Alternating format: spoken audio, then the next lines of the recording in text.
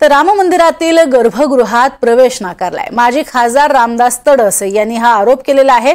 गर्भगृहात जाण्यासाठी त्यांना प्रवेश नाकारण्यात आल्याचा आरोप त्यांनी केलेला आहे।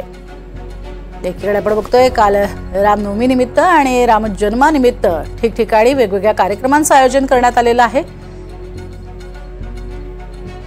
सप्ताह काही ठिकाणी सुरू आहे।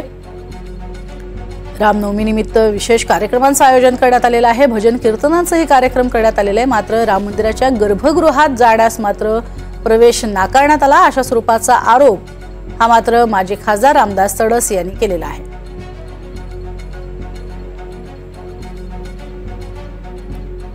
मी तुम्हाला एक उदाहरण देतो की लक्ष्मीनारायण मंदिर वर्धेला कोणालाही प्रवेश दिला जात नाही आणि आमच्या राम मंदिर मध्येही असं आहे की राम मंदिर मध्ये फक्त पुजारी प्रवेश करू शकते, बाकी इतर लोकांना प्रवेश निषेध आहे।